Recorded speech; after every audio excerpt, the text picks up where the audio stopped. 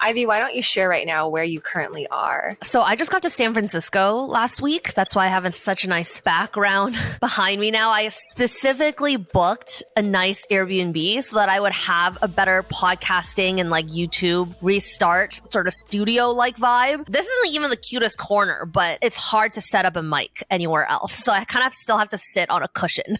Where are you? You're still in Taipei, right? Actually, yeah, no, you're I'm in a staying hotel. yes, I am in a hotel, but I'm staying at Fulon Hotel. So two of my friends are coming from Singapore to come visit and hang out. And so I moved out of my parents' place and now I'm staying at a hotel. So there's more space and like I can actually see my friends. I think one of the biggest indicators of like if you're moving around or if you stayed somewhere is like artwork. I don't have artwork at home. Yeah, I have artwork too here. I know. That's what I noticed. I was like, oh, Ivy's moved. But one of the interesting things that has come up quite frequently, especially as like we're moving around about and reaching out to different communities and talking to new people all the time. I personally am going through this right now. I would love to get your opinion on it and share how I'm dealing with it, but it's around social burnout and setting actual boundaries for yourself, because you and I are both like community co-founders and you also run a tech company and your touch points, they're probably like 50 or more. So I want to know, how do you set your boundaries with people in general when they ask for your time? Before I answer, can you share more about like what you're struggling with right now? Oh, yes. Most recently, I feel like a lot of people are reaching out to me asking for like coffee chats, like these like one-on-one personal coffee chats, which I derive energy from because I get super excited about hearing people's stories and like what they're up to. But I realize it's not sustainable if I do 3 a day. It's quite exhausting. I'm really tired. And sometimes I feel like I don't get anything out of it anymore. So that's one. And I think the second one is like the social media stimulation. Overstimulation is overkill, overdrive. Like I don't know how people run social media 24/7 and not get burnt out. And then I think third is just like dealing with like life things, like upkeep, like general health. I think right now I'm just like life admin. Yeah, like life admin. And I think one of my toxic traits is like, I don't want to deal with this shit anymore. I'm going to go live in a hole for like 2 weeks and then I disappear.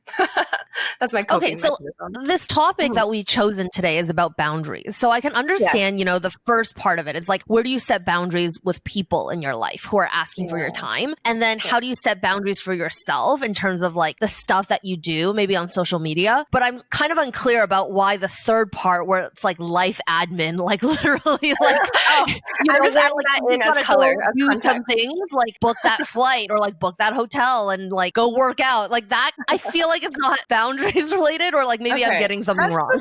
That's just color. That's just context. So ignore the third part. But okay, it's because you have to do the third part that you need to reduce, you know, the other two. Yes. Yeah. Okay. I got it. So this is really exciting because literally 2 nights ago, when I first got to SF, I got invited to a community builders dinner, and it was incredible. There were only 7 people, and there was someone that threw block parties just on the streets of Mission when things are usually closed down every weekend, like pedestrian streets. So that he would just like text a bunch of people and be like, let's dress up and like order a pop-up barbecue and do that together. And it started with just his friends when he first moved to SF, and it was just 5-6 people. And then gradually people just walking by, because it's such a busy place, they would spot, hey, why are there people dressed up? You know, why is there a barbecue going? Why is there art exhibits? And then they started doing like things like, let's do a dance or a chalk festival where artists can draw on the street. So he runs these like impromptu things and he doesn't get anything out of it. It's just fun, just kind of like how we run Asian Wonder Woman, right? So that's why I was there. I was representing Asian Wonder Woman.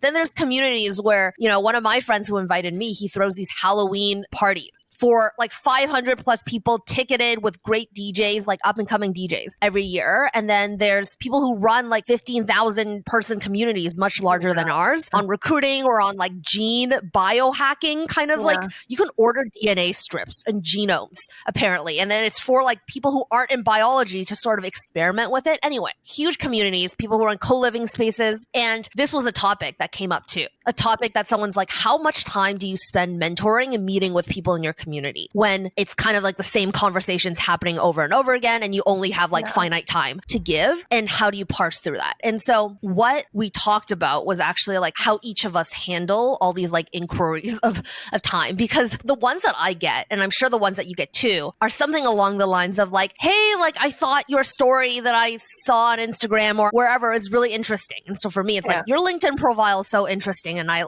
would love to hear more about your story. Can we grab a coffee? Or like, I would love to learn more about what you do, etc. And the thing is like, I would say like people are split into two realms, right? Like some of them actually have something interesting for you. And the other half is just like, I think they want something from you. And for me, it's usually like they want to get connected to someone, like they want a job. Maybe for you in Asia, like they want you to connect them with company. They want you to give some kind of advice. And the other part is just like genuinely, hey, I just want to be friends, right? So it's like, how do you filter those two? And one of the girls in the group, I'll give my advice too, but she said something really interesting. She's like, take this on like online dating. So always have a conversation first in the DMs before you move it to a coffee chat or even like a virtual chat. So what she does is she always asks 3 levels of questions. So if someone's like, hey, I found your profile interesting or like, etc., you'd be like, hey, what did you find interesting about my profile? Like, what do you want to talk about basically? And then I've had this experience. I think of it differently. I think of it like, if I can answer your question, like deliver what you need without me giving 30 minutes of my time, then I would rather do that, right? Like it benefits both of us. So I usually ask that too. There's like a 50% drop off rate right there.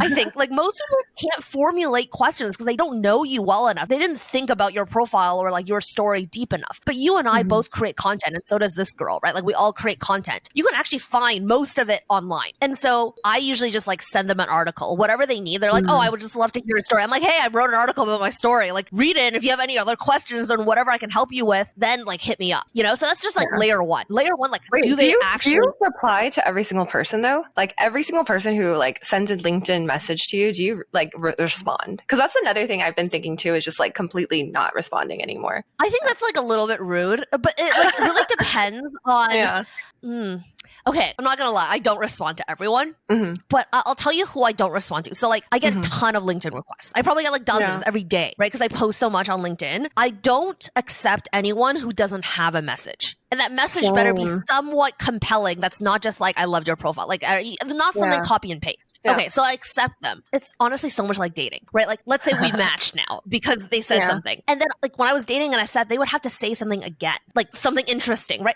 It's basically online dating. So if they don't say anything interesting to me, then I don't really respond. And so the conversation of this group actually moved on later to how do you get someone to respond when you want to reach out to someone?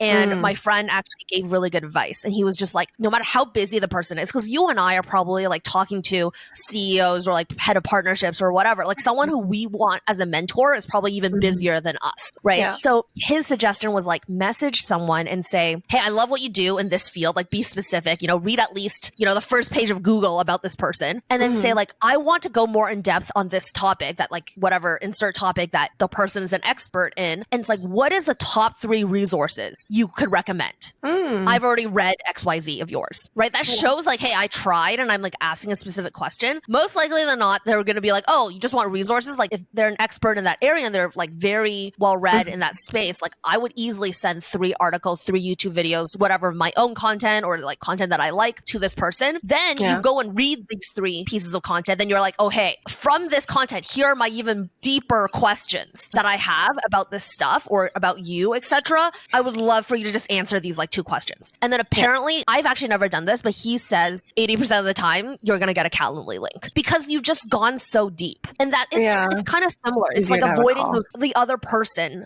in giving you like 3 deep questions to like kind of qualify you, right? So I definitely really protect my time in terms of calls. I'm on calls all day for work. I just don't want to do calls. But the other community builders at dinner said they block off 2 hours a week or 3 hours a week for people that reach out who have gone through their filters. So that's what I recommend. Yeah, no, that's really good advice. I think the one thing that, again, like referring back to what you were saying when you get like DMs, it's really like when I think of it, like from my perspective, when people are reaching out, I'm like, what do you need and what do you want? And like, what's the best way to help you? So like, I personally just want like a very straightforward, fast question. But like, to be honest, I also don't respond to people who are like, hey, like, could you help me get a job in Asia? I'm like, Asia has so many different countries. Like, let's unpack that question, right? Like, there's so many different countries in Asia. What do you do for your job? When do you want to get there? Like, I need people to drill into like these questions. And if you don't do that, sometimes I'm like, I'm not just going to respond. You have to show me that like you're put in some kind of work, right? Like I'm not putting in that work for you. Like I have to go find jobs that are meant for you. Like, no. I was like, I'm not your mom. I'm not doing this for you. But totally. I will say one of the things that compels me to help people is like when I see their drive, like when I see like their ambition, or like they're like, oh, I watched this specific video of yours, or I read this book, like, oh, I saw that you were asking this question. Here's like a good resource. Like, even though they might not be able to help me answer questions, they're still like helpful. And so I'm like, okay, this is kind of like a good relationship that we could begin. Other than boundaries, like sometimes I recommend, hey, like you should think about how, like to my mentees, go think about how you can help this other person, right? Like send them a resource that they might need, because it shows that you've paid attention. And that's how you show drive and ambition. I always say that like good people, or like just like people who will get a lot of help, try to go as far as they can before asking for help versus like asking for help as soon as they start, right? Because like Google, just at least do a basic Google search of like how to find a job in Asia, right? Like that's not asking for that much. Like if they can't take 30 seconds to formulate a good question, like why should we give 30 minutes? Our time. Exactly. But that leads me to say that, like, do you think you make enough asks from your audience? Like, do you think your audience knows what you need in order to provide you value? Like, let's say if someone who does know how to do this. And like, I want to preface this with like, I do believe that a lot of young people just don't know that they're supposed to do this. That's why it's so important to just like ask these in-depth questions to try to pry it out. Because I didn't know this when I was 22, right? Like I would be the one being like, hey, like I'm a student. Can you help me? This is why they should listen to our podcast. I would like to say that this isn't something like I want to educate people on, like how to ask like right questions, right? Like that, I think that's something that like I had to figure out when I was younger. But again, like maybe it's through social media when I ask questions. Like I engage a lot with my audience. So I will ask questions like to my viewers, like whether it's through on YouTube or Instagram. So those are like moments of engagement that people can interact with me. So I think that's one that's like, oh, you actually read my content or you're viewing my content. But again, like I think right now for me, it's like I am very gung-ho on like protecting my space. So using someone as an example, you know, Peter Levels, the guy who created like Nomad List, he's like a serial entrepreneur. He has like 10 different startups, right? He wrote this piece on like why he doesn't take meetings with like anyone unless there's like some sort of like business case. Like he doesn't do podcasts. He doesn't do like PRs. He never like focuses on the media. He's just building. He's always in like build mode, and then he just launches it. And then his PR platform is Twitter, where he shares like how much he's made, what he's working on, and he engages with his core community there. But I thought that was fascinating because I was like, oh, like I take calls from so many people all the time. And the way that he said it was like, you know, if he broke it down in hours, like, oh, you have like an hour for breakfast, an hour of like working out, an hour for his girlfriend, whether it's like, you know, it just like, he just broke it down in chunks. And I was like trying to figure out where my time went. And a lot of it was like, I broke down my time, and a lot of it was like work, social media, and just like coffee chats. So I think moving forward, I'm just going to be a little bit more intentional. Like, how many hours do you do coffee chats right now per week? I would say probably, given the time, like the social time. So coffee chats can occur through like Zoom calls or in person. And I think it's probably over like 10 hours per week. And I think that's a little bit too much. Yeah. That's also part of like the community building aspect, right? Like Asian Wonder Woman. Like the reason why now Taiwan has such a big thriving community is because I've been meeting all these people, connecting them and whatnot. But I realized like I'm tired and it's not sustainable. So it's like we might need to do more like group batching. I think you should block off certain hours, right? So like it's different when it's like part of your job or like part of your work. I would split that as like community building versus like mentoring others. Like when someone requests a coffee chat and the intention is like you're here to help them or like you're here to like mutually exchange something versus like you as our community manager who's like trying to invite more people to the community. Like you have your motives as well, right? Like we're trying to build a strong community in order to build a business from it. That's slightly different, I think, than just someone reaching out and you just want to give back. I think those hours should be like more condensed and like operate on your own time. And it's Zoom and you have like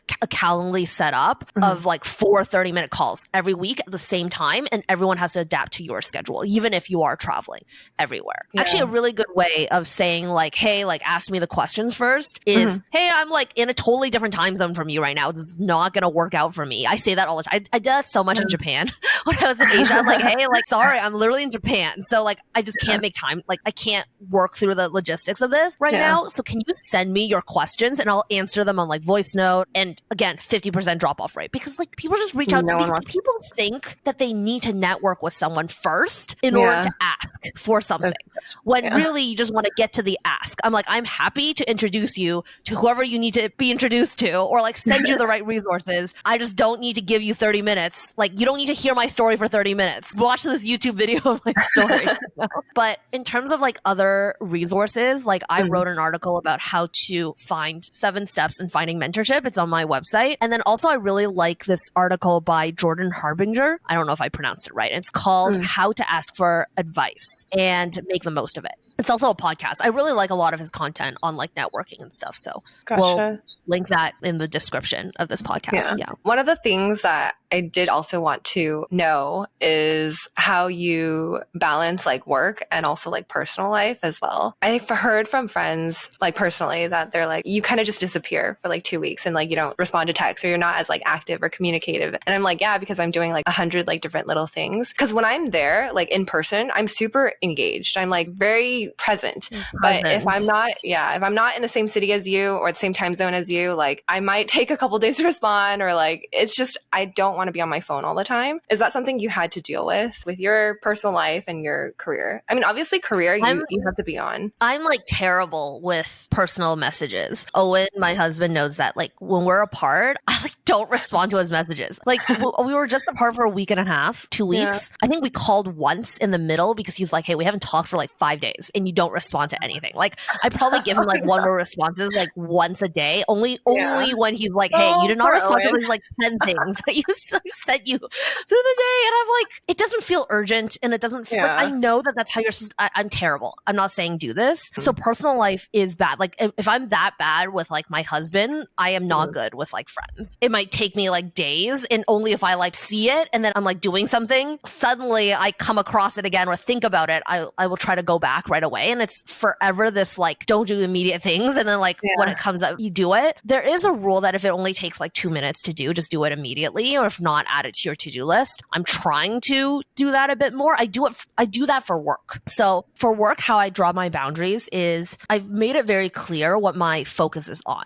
Like what me as a CEO can do to like move the whole ship forward. And then anything outside of that, like for example, I always get requests to like review like website copy or review like this email that's going out, review this new strategy that's going forward. Like it's great. They're like the staff is getting trained to be like, okay, I need to build this. And it's like primarily my duty. And I have a communications guideline being like, whatever you want me to make a decision, tell me what your decision is and when you're going to execute on it if you don't hear back from me. That's basically what I tell them. And then my 3 priorities right now are like, I need to hire people. Like that's something that only I can do. And I just tell them I need to make sure that like the right people are on the right tasks. I need to be in touch with the customers. So I need to do parent interviews, like kid interviews, even if there are other people doing it. I think that's like really important for me to like align on everything and also do the one-on-ones that I need to do, make sure that like the whole team is kind of related to talent and like interviews, like internal and external interviews. And then finally, like the most important project right now that affects everyone is social media, YouTube, organic content, which just needs me right now to be the face of it. And I don't really know when I won't be the face of it, but those 3 things. So when someone's like, hey, can you review this? I'm like, unless this is literally the final copy right before it goes out, like I'm not reviewing it.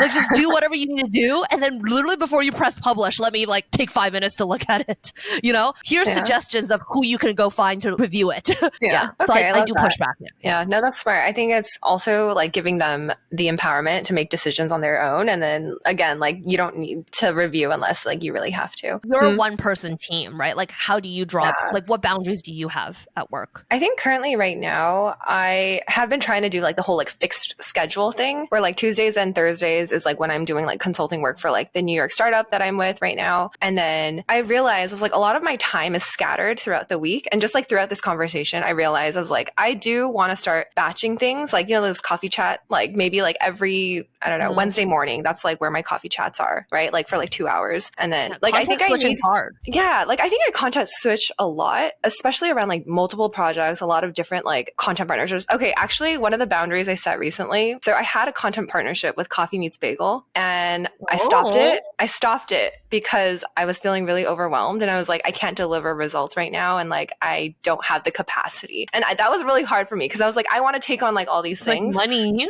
Yeah. I know. And I was like, it's money. But I think one of the things, the reason why I'm getting burnt out is because I'm doing all these like little content projects here and there. It's like one time, right? It's like a couple hundred here, a couple hundred here, a couple hundred here. And then I'm like, okay, what is more sustainable in the long term? And it's more around like media packaging, media bundling. And so, yeah, I'm just like trying to rewire my brain to like think smarter rather than just like short spurts of like energy. So that was like a really hard boundary I set for myself. More of like, I would also think about like your energy levels through the day. So some days I'm in PST and I'm sure like whenever I travel, my meetings are all in different times because I do try to accommodate my team wherever they are. Like it has to be whatever matches. And it's been really hard in PST and in Japan where like I wake up and my first meeting's at like 7 a.m. and I hate waking up before 7. And so I'm literally out of bed, brush my teeth, go straight to my computer. And that sucks. It like, and then I have straight meetings till maybe like noon. And then I maybe have like 3 hours to work. But by that time, I'm so tired. I'm like, I cannot do any of my own work. And that's why my content creation, the whole social media piece of my priorities has really suffered. I have like zero creative energy after 4 hours of meetings starting at 7 a.m. You know, and so I'm trying like next week, I'm actually moving some things in my calendar where there's only like maximum 2 mornings and the other 3 days I'm like mornings are clear. Like today I didn't have meetings in the morning and I had so much of a better day. I just like went with the flow and I like meditated in the morning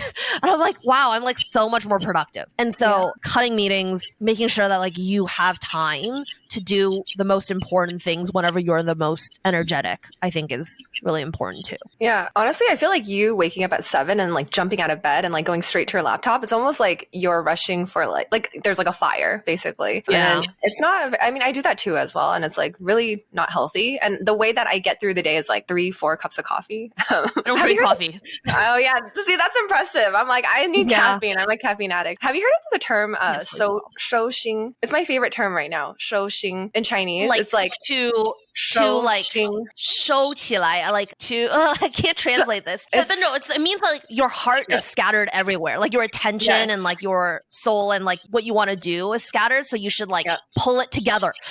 Pull your shit together. That's basically what that's a very direct translation, but it's one of my favorite terms. Someone like shared that with me recently, and it means like a lot of people do this usually on a Sunday night where it's like, oh, I'm preparing for Monday, like I'm going to war, to battle, to work, and so I'm like, I'm going to rest, like make sure I get good night's sleep. I know exactly what I'm doing tomorrow. It's kind of like that. And that does help you in your like productivity and like your week. But if you're kind of just like jumping into it, it's just a whole different. Yeah, you have no idea. Like you're immediately scattered in like what your priorities are, right? You're like on this like fight or flight kind of thing. And like in the decision-making matrix of, you know, consequence, like there's urgent and non-urgent and like, what's the other one? It's like impactful, right? And not impactful. And then so you actually want to spend a lot of time in the not urgent and impactful time and not the just urgent and unimpactful. Like you're always trying to balance those two. I definitely think this conversation is like giving me a lot to think about. I'm like, after this call, I'm going to like configure my entire schedule and get, you know, structure it a little bit more. Hope everyone else does too, because like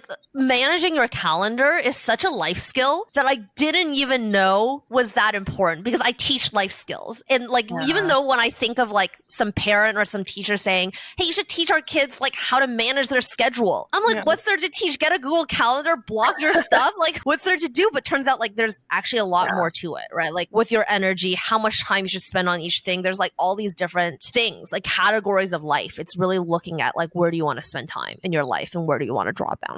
And it definitely gets harder as you get older because there's just like so many like internal and external factors. But I think these were all really great tips. I think I'm definitely going to apply a bunch of them to my own lifestyle. So thanks, Ives, for sharing this. I hope people found this super helpful. And I guess we can end this podcast then. Thanks, guys. See ya. Thanks. Bye. I'm the baddest chick. Time not a sick. I'm about my business. Show 'em